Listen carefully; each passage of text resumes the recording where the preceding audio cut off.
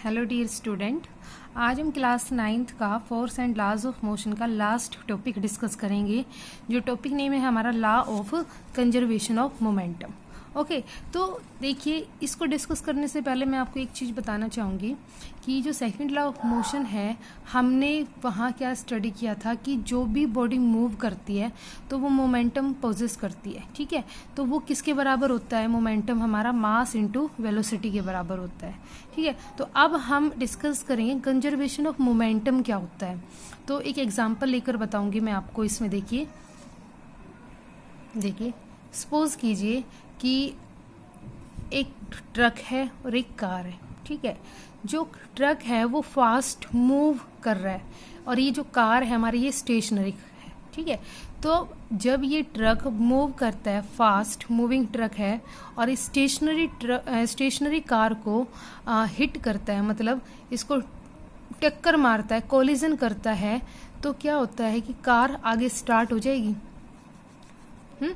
Car भी आगे start हो जाएगी, मूव होना स्टार्ट हो जाएगी।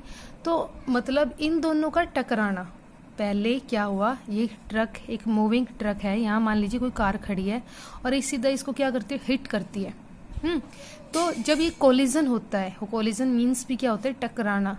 तो जो कोलिजन होता है तो जो ट्रक की वेलोसिटी है वो क्या हो जाती है, डिक्रीज हो जाती है, थोड़ी स्पीड कम हो जाती है उसकी।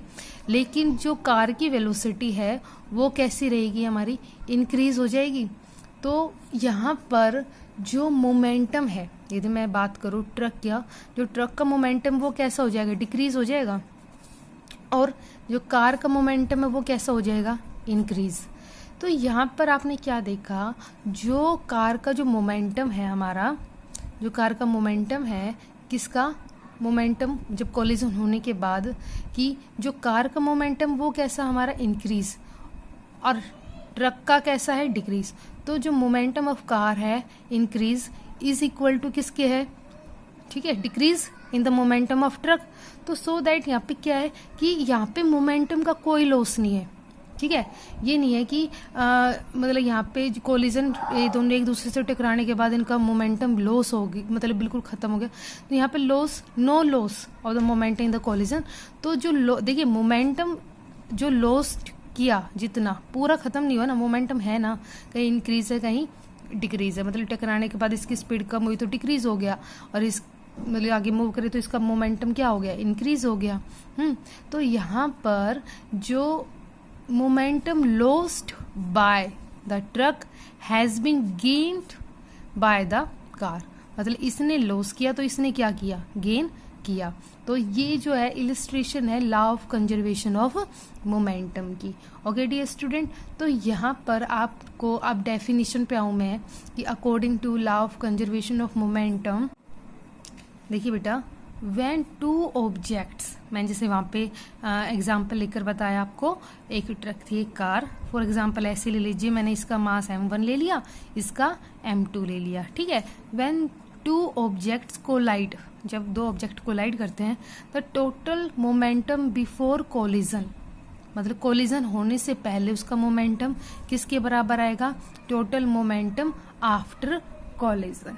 ठीक है, वो कैसे बेटा, देखिए हमारा यहाँ पे क्या है कि जब दो बॉडीज एक दूसरे के ऊपर एक्ट करती हैं तो टोटल मोमेंटम है ना, टोटल मोमेंटम हमारा कांस्टेंट रहता है, कंजर्व्ड रहता है। ठीक है, ओके, और वो क्या प्रोवाइड करता है, मतलब वहाँ पे कोई अलग एक्सटर्नल फोर्स नहीं लगा।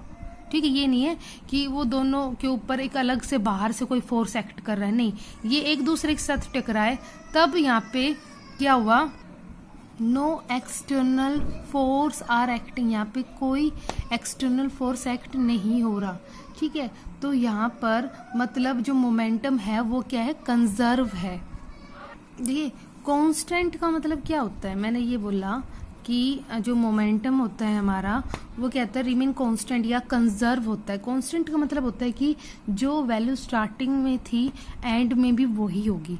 ठीक है, जो मोमेंटम था पहले, उस बाद में भी वही मोमेंटम होगा। तो जो मोमेंटम है इज नेवर क्रिएटेड और डेस्ट्रॉयड। ओके, तो यहाँ पर ये प्रिंसिपल होता है law of conservation of momentum का भी। तो अब देखिए, अब बात आती है हमारी, आप देखिए इसका डेरिवेशन देखते हैं हम। When two objects collide, जब दो ऑब्जेक्ट कोलाइड करते हैं तो जो टोटल मोमेंटम होता है पहले वो इक्वल होता है टोटल मोमेंटम बाद का, जो कोलिजन होता है उसके बाद।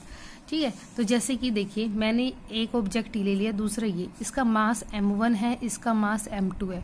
इनिशियल वेलोसिटी इसकी क्या है u1, ठीक है, और इसकी है u2। जब दोनों एक दूसरे के साथ टकराए, देखिए यहाँ से समझ लीजिए, एक ए बॉडी है और एक बी बॉडी है। ठीक है, इसका मास m1 है, इसका मास m2 है, इसकी इनिशियल वेलोसिटी u है, इसकी इनिशियल वेलोसिटी u2 है। ठीक है, इसकी u1 है, इसकी u2 है। तो इसका मोमेंटम क्या हुआ, ए का देखिए, मतलब टकराने से पहले का मोमेंटम क्या हो गया m1 u1 और दूसरे का m2 u2। तो इसका टोटल कितना हुआ बेटा कोलिजन से पहले, तो m1 u1 plus m2 u2। जैसे ही उनका कोलिजन हुआ, कोलिजन होने के बाद वो बॉडी यहाँ और दूसरी आगे स्टार्ट हो गई, मूव होना स्टार्ट। ठीक है, तो इसकी क्या हुई वेलोसिटी चेंज हो गई, इनिशियल से क्या हो गई इसकी फाइनल v1 और v2। तो ये पहली ए बॉडी की क्या है वेलोसिटी v1 है और दूसरी की क्या है v2। तो इनका बाद में जो कोलिजन होने के बाद का मोमेंटम टोटल कितना होगा m1 v1 plus m2 v2। Clear है बेटा, यहाँ पे समझ में आ गया आपको? तो यही चीज लिखी हुई है मैंने, p1 मतलब इनिशियल मोमेंटम क्या था ये p1 u1 m2 u2। ठीक है, फिर फाइनल जो आया हमारा ये है। अब इसके बाद देखिए यहाँ Newton third law of motion hold कर रहा है। वो कैसे होल्ड कर रहा है बेटा, जैसे इस बॉडी ने इस पे फोर्स लगाया है ना, ए बॉडी ने बी पर फोर्स में कोलिजन लगा, कोलिजन हुआ ना, तो ए ने बी पे फोर्स लगाया तो बी ने भी क्या किया ए पर, जैसे ये ए है ये बी मान लो, ठीक है, ए ने बी पर फोर्स लगाया तो बी ने भी ए पे फोर्स लगा, तो वो फोर्स कैसा होगा अपोजिट में होगा, अपोजिट डायरेक्शन में होगा। तो यहाँ पे न्यूटन थर्ड लॉ होल्ड कर रहा है, Newton third law of motion कर रहा है। तो according to Newton third law of motion A also exert an equal force on B but in the opposite direction. तो this will cause a change in momentum of B, change in momentum of B क्या हो गया देखिए F12 मतलब force लगा रहा है, मतलब या ए बी लिख लो या आप कुछ भी लिख लो, या फर्स्ट बॉडी का नाम 1 या 2 दे दो, ठीक है, वो आपकी मर्जी है। ओके, तो देखिए फर्स्ट बॉडी ने सेकंड पे फोर्स एक्ट किया तो सेकंड ने भी फर्स्ट पे एक्ट किया, लेकिन डायरेक्शन क्या हो गई इसकी अपोजिट हो गई। तो देखिए अब आपको पता है फोर्स का न्यूटन सेकंड लॉ होल्ड करेगा यहाँ पे, उसका मैंने बताया आपको। तो Newton second law of motion क्या होता है, मास इनटू एक्सेलरेशन होता है। तो यहाँ पे m2 a2, ठीक है, और सेकंड ने फर्स्ट पे किया तो देखिए फर्स्ट ने सेकंड पे किया तो क्या आएगा 2 m2 a2, और सेकंड ने फर्स्ट पे किया तो किस पे फर्स्ट पे किया ना, तो m1 a1, लेकिन माइनस का साइन आ जाएगा। अब आपको पता है एक्सेलरेशन क्या होता है हमारा v minus you upon T, है ना, तो v2 माइनस u2, ठीक है, फाइनल है नहीं यू जो हमारी फाइनल क्या थी और इनिशियल क्या थी, v2 माइनस u2 अपॉन में t, इसी तरह हम v1 माइनस u1 अपॉन में t। तो अभी यहाँ से हम t को कैंसिल कर दे दोनों साइड से, तो देखिए हमें क्या देखो t को कैंसिल कर दिया हमने, दोनों साइड से काट दिया, तो m2 v2 माइनस u2 और minus m1 v1 minus u1। अब m2 को अंदर मल्टीप्लाई कर दीजिए, m2 v2 minus m2 u2, तो माइनस है यहाँ पे m1 v1, तो माइनस माइनस क्या हो जाएगा प्लस m1 u1। अब इसको रीअरेंज कर दीजिए, फाइनल जो टोटल मोमेंटम जो बिफोर था हमारा, देखिए m2 v2 और m1 v1 equal to m1 u1 यहाँ से प्लस m2 u2। तो बेटा ये क्या शो कर रहा है, ये शो कर रहा है हमारा टोटल मोमेंटम बिफोर कोलिजन। क्या शो कर रहा है, टोटल मोमेंटम बिफोर कोलिजन। देखिए ये था जो हमारी सेकंड जो बॉडी था, ठीक है, उसकी फाइनल, ठीक है, फाइनल, और ये फर्स्ट का था, है ना, इसी तरह ये फर्स्ट का, ये सेकंड का। तो ये बिफोर, टोटल मोमेंटम किसका हो गया, बिफोर कोलिजन, और ये क्या हो गया, टोटल मोमेंटम आफ्टर कोलिजन। तो ये हमने शो कर दिया यहाँ पर कि जो हम कंजर्वेशन ऑफ मोमेंटम निकाल रहे हैं। ओके, अब देखिए एक पॉइंट आता है बेटा कि when no external force act on two interacting object, यदि बाहर से कोई एक्सटर्नल फोर्स नहीं होता, तो मैंने बताया पहले भी, तो वहां पे टोटल मोमेंटम क्या होगा, हमारा कांस्टेंट होगा। एक क्वेश्चन ये आता है आपके दिमाग में आएगा कि जैसे मैंने बोला भाई दो ऑब्जेक्ट है, यदि वो भाई मान लीजिए कोई किसी सरफेस का टच में, तो आप कहोगे मैडम यहाँ तो कोई एक्ट कर रहा है, फ्रिक्शन फोर्स भी तो एक्ट कर सकता है ना। आप कह रहे हो कि यहाँ पे कोई एक्सटर्नल फोर्स, वो अपने आप भी तो मतलब वो रुकेगी, कार फ्रिक्शन के कारण भी रुकेगी। तो बेटा यहाँ हम बात कर रहे हैं कि वहां कोई हम एक्सटर्नल फोर्स नहीं ले रहे, ठीक है, यहाँ तो फोर्स एक्ट हो ही जाएगा, ठीक है। तो यहाँ वो वैल्यू आपको नहीं मिलेगी, इस केस में आपको ये वैल्यू नहीं मिलेगी। तो यहाँ पे हम कोई एक्सटर्नल फोर्स नहीं ले रहे, वहां पे हम कोई एक्सटर्नल फोर्स नहीं ले रहे हैं, तब हमारी वैल्यू ये आएगी, ठीक है। यहाँ पे हमने बस शो करना है कि टोटल मोमेंटम हमारा क्या है, कांस्टेंट।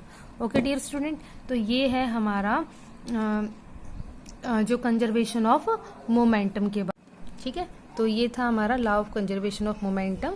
तो जो दो बॉडी थी वो कोलाइड कर रही थी, कोलाइड होने के बाद पहले हमने बिफोर उसका कोलिजन देखा, वो इक्वल होगा किसके, आफ्टर कोलिजन की। ओके डियर स्टूडेंट, तो ये हमने अच्छे से कर लिया है। ओके, तो अब आई होप आपको समझ में आ गया होगा, तो इसको अच्छे से कर लीजिए। इसके बेस्ड पे न्यूमेरिकल्स बहुत होते हैं, तो जो नेक्स्ट लेक्चर वीडियो होगी उसका एग्जाम्पल होगा जो कंजर्वेशन ऑफ मोमेंटम का, और फिर हम इस पे न्यूमेरिकल करेंगे। Okay dear students.